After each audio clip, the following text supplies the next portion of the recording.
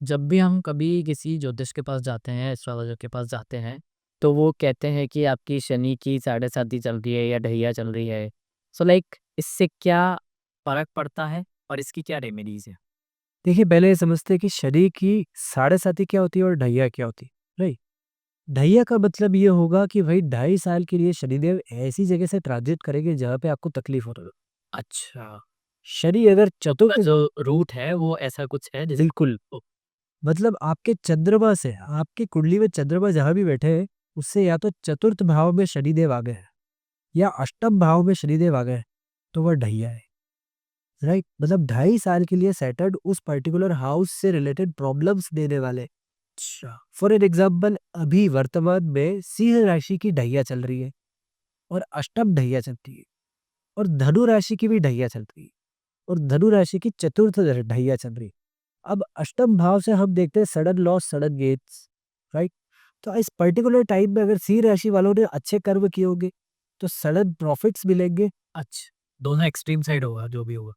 Sudden profits मिलेंगे, sudden आपको fame मिल सकता है, सडन गेन मिल सकता है या आप ज्योतिष पढ़ सकते हैं। अच्छा, मैं सिंह राशि वालों मुझे पता है कि इस समय में पर्टिकुलरली मुझे ज्योतिष में बड़ा इंटरेस्ट आ रहा है। ठीक है। अब उसके विपरीत अगर हम देखते हैं कि भाई धनु राशि के लिए चतुर्थ ढैया जो है ये आपके मदर की हेल्थ को थोड़ा सा इम्पैक्ट कर सकता है यहाँ, या हम फोर्थ हाउस से हमारा हाउस भी देखते हैं, हमारा होम का एनवायरनमेंट देखते हैं, तो आपको देखने को मिलेगा कि यहाँ पे होम घर आके आपको शांति नहीं पड़ती, कहीं ना कहीं आपको आगे पीछे होना बढ़ा पड़ता है, राइट?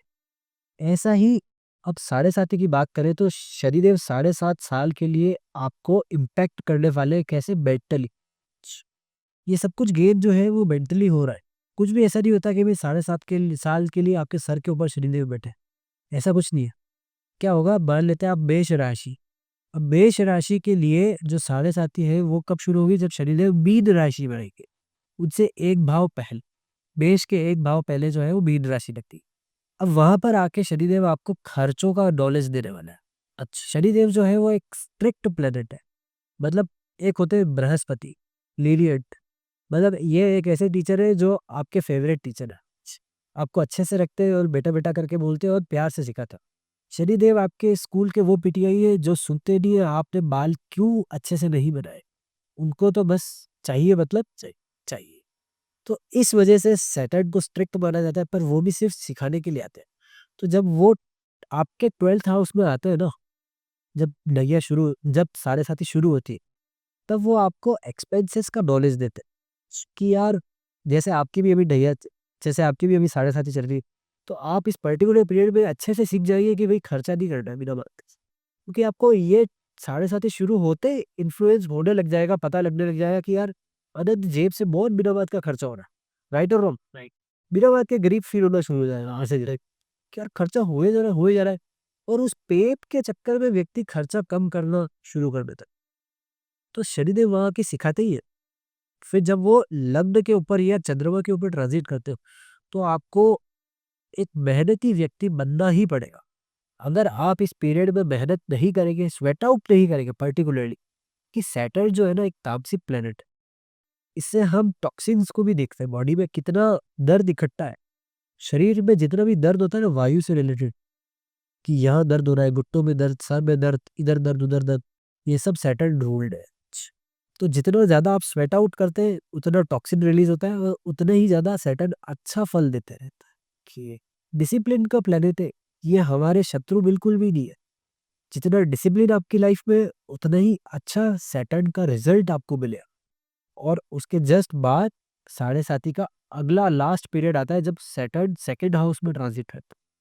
उस पर्टिकुलर पीरियड में कुछ लोगों के लिए बहुत अच्छा पीरियड होता है, कि यहाँ पर उनका वेल्थ का एक्यूमुलेशन होने लग जाता है। क्योंकि उन्होंने शुरू में मेहनत करी है। मेहनत करिए एक तो ये, और ज्योतिष के हिसाब से दूसरा भाव जो है वो एक्यूमुलेशन ऑफ वेल्थ है। ओके, तो जब वो ट्रांजिट करते हैं तब आपको लगता है यार पैसा ही नहीं है, पैसा ही नहीं है, और वो पैसा नहीं है के चक्कर में आप इतना इकट्ठा कर लेते हैं ओके। कि आप साढ़े साती के बाद में एंजॉय करते हैं अरे वाह! कि यार इसमें तो मेरे बहुत अच्छे से राइज किए। तो ये नेगेटिव होएगा तब जब आपकी लाइफस्टाइल उसके हिसाब से नहीं है। देखिए, मैं पहले भी बोल चुका हूँ कि ग्रह के हिसाब से आप बिहेव करेंगे ना, तो ग्रह आपको खराब होते हुए भी फेवर दे देगा। अरे वाह! सही बात। पर आप बोलेंगे नहीं, मैं तो ऐसे ही चलूँगा जैसा मैं हूँ, फिर ग्रह जो उल्टा पटकता है ना, वो किसी के हाथ में नहीं होता। सही। जनरली ढैया और जब भी साढ़े साथी होती है ना, व्यक्ति के दिमाग में एक विचार आता है, क्यों ना एक नया काम करता है, हाँ, पुराना जो काम है वो छोड़ देते छोड़ देते। और लेट्स डू समथिंग न्यू। और वहीं पर उस व्यक्ति की ग्रोथ लिखी हुई होती है। पर अगर वे काम उठाकर बीच में छोड़ देंगे ना, तो वहां पर फिर वो गुम हो जाते हैं कि अब मेरे को कोई रास्ता ही नहीं मिल रहा है यार, साढ़े साथी आए। हाँ, ओके। क्योंकि पिछला वाला काम अपन छोड़ चुके हो चुके, और नए वाले काम पे कुछ बन नहीं रहा, बनेगा कैसे? जब तक आप उसको परफेक्ट नहीं हो जाते ना, आपका पीछा नहीं छोड़ने वाला शरीर। तो it is all about you have to do one thing 10,000 times. Correct, correct. छोटा छोटा उठाना है 10,000 बार हाथ। तो ये जनरली अग्नि तत्व राशियों के लिए खराब जाती है साढ़े साथी। सिंह राशि, मेष राशि और धनु राशि, क्योंकि ये इम्पल्सिव एक्शन वाली राशि है, इनको सब कुछ आज चाहिए था, आज चाहिए। हाँ, I want to do it right today only, अभी अभी चाहिए बस। और शनि बोलते हैं अभी नहीं, जब तू थक जाएगा तब। तो आज नहीं मिलेगा, मैं तो दूंगा ही नहीं, अब तू करता रहे अब।